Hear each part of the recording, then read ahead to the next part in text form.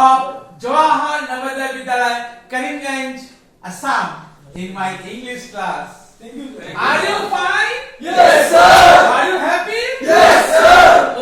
Okay. So, my dear students, let me introduce you with an exceedingly beautiful story, The Trap by Paul S. Buck. Now, Paul S. Buck, the enemy was written by Paul S. Buck.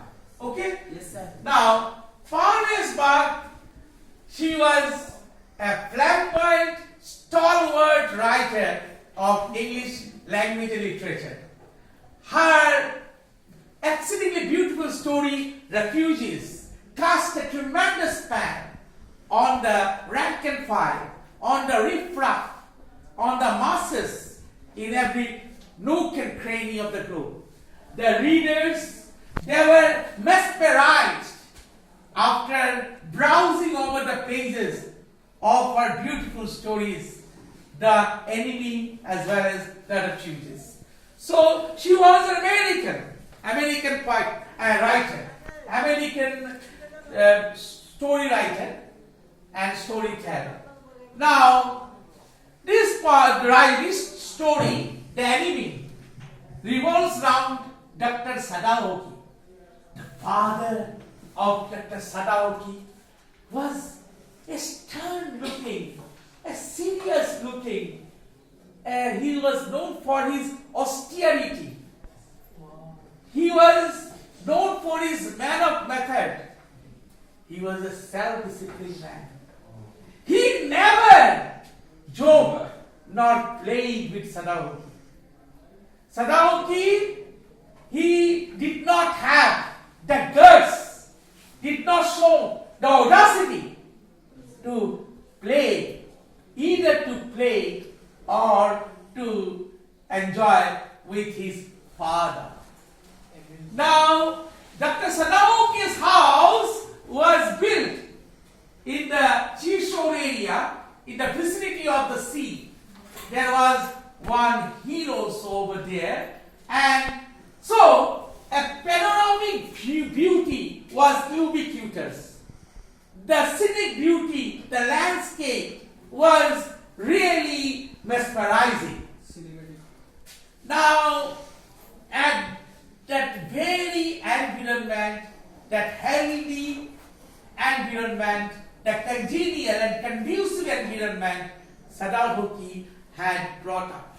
Now, Sadaoki, when his age was just 22, when he passed out from the medical school in Japan, his father had a keen desire to send him to America, to the United States of America, for his higher education.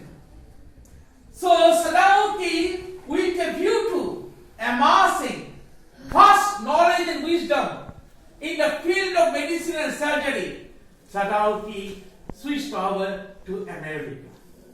And there he found an absolutely different environment.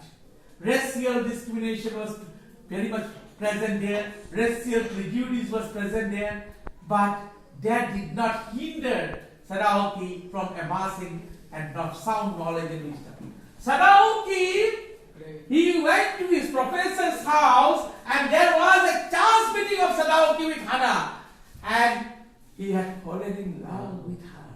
That was love at first sight. Hana's beauty had tempted him. He was fascinated. He was allured.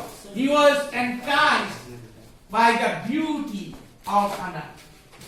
And then, but Sadaoki did not profess his love to Hana. Why? Because he must be very much sure that Hana also belonged to the same race, same culture, same religion, same caste, same creed. Otherwise, the marriage ceremony, the wedding ceremony, the nuptial knot cannot take place. So unless and until Sadaoki is confirmed that Hana also belonged to the same race, to their own race and own religion, the marriage ceremony would not take place. But so Sadaoki did not profess his love to Hana. Anyway, in course of time, it was found that Hana also belonged to her race only, his father's race, father's creed and religion and caste. So, in a very colorful and befitting manner, the marriage ceremony between Sadaoki and Hana was arranged. Okay, in the typical Japanese style. So, when the marriage ceremony took place, okay, people thronged over their abode and they enjoyed the occasion exclusively, utterly, wholly, with heart's content. Then Sadaoki Hana both had two children. Now, one day, Sadaoki and Hana, they were hugging each other. They were embracing each other. And they were standing at the threshold of the door. Entrance of the door. Threshold means raised portion. And suddenly, all of a sudden, they could see, they could visualize, they could witness that somebody was lying on his stomach in the seashore area. They were very much inquisitive and they were very much curious to know who the person was.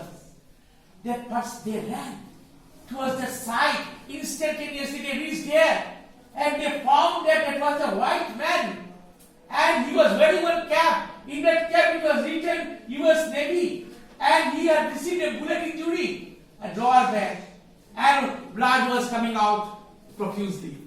There was sea moss in the seashore area. So the blood flow must be stopped by any means at all costs, by hook or crook. So sea moss was slapped over there. Then the blood flow stopped. The flow of blood stopped. It was bleeding profusely. The bleeding stopped.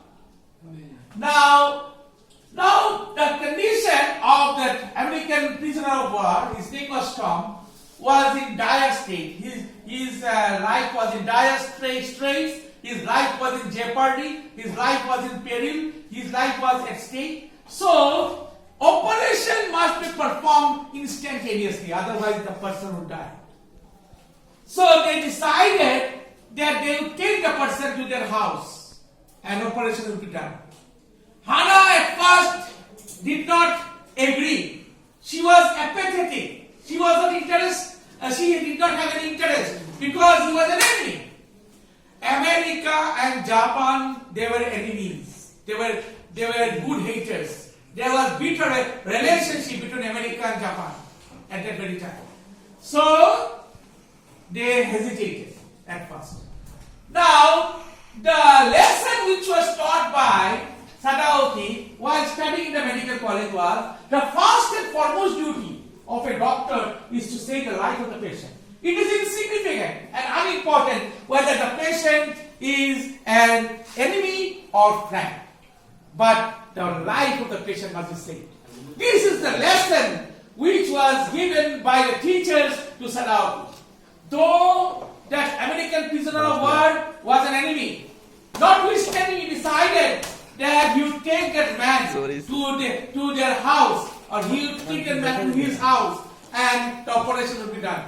And anesthesia, when the operation takes place, a person is needed to do anesthesia, to give anesthesia. The patient must be made senseless. Okay? Now, there were two servants in the house of Hana and Sadaoki. One was Yumi and the other was gardener. Now, Yumi, that lady, that woman, she was afraid, she was scared after seeing the American, after seeing the enemy.